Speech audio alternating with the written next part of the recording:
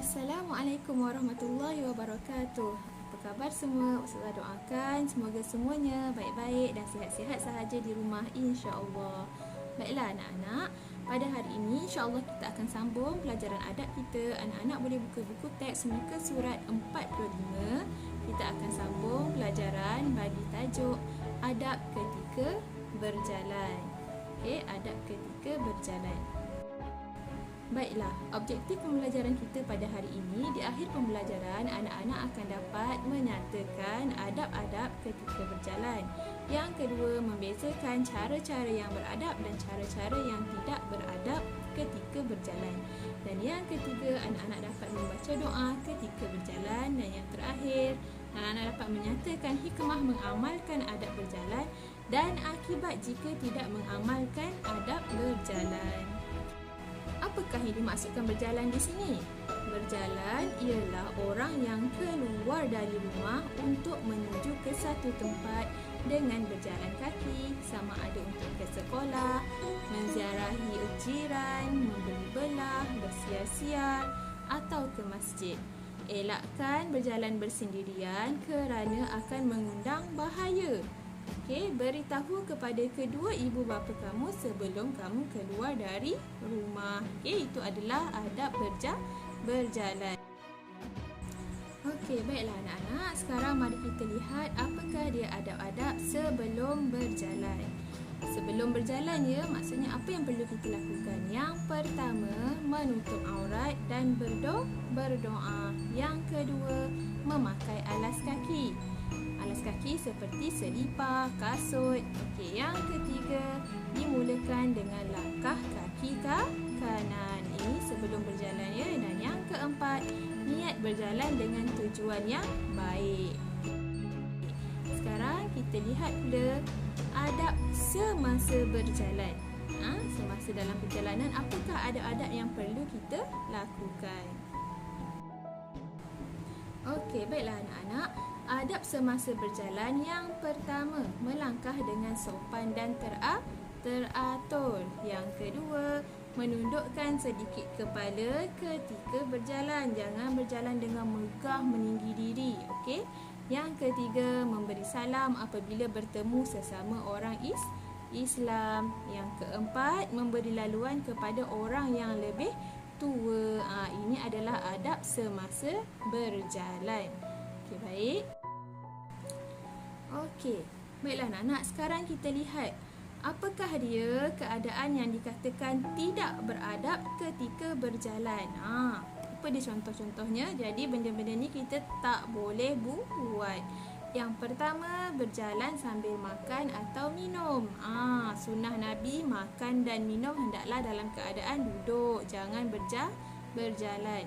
Yang kedua, berjalan dengan sombong. Sombong maksudnya meninggi diri. Kita pandang orang lain tu semua remeh, kita yang berkuasa, kita yang besar. Tak boleh.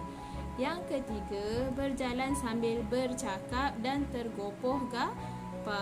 Bila kita berjalan, cakap, jalan-jalan, cakap, berjalan. Itu tidak beradab ketika berjalan. Okey, kita hendaklah berjalan dalam keadaan yang tenang. Okey, yang keempat, berjalan di tengah-tengah jalan. Itu boleh mengundang bahaya. Jalan hendaklah mengikut jalan yang telah disediakan. Contohnya untuk laluan orang jalan kaki, dekat mana kena ikut. Orang yang naik kereta ikut mana kena ikut. Okey? Baiklah anak-anak, sekarang mari ikut ustazah sama-sama membacakan doa ketika keluar rumah. Jadi doa-doa ni anak-anak kena hafal ya, insya-Allah. Okey. Bismillahirrahmanirrahim. Bismillahi tawakkaltu ala Allah wala haula wala quwwata illa billah. Maksudnya, dengan nama Allah, aku berserah diri kepada Allah dan tidak ada daya dan kekuatan melainkan dengan pertolongan Allah Subhanahu wa taala. Amin, insya-Allah.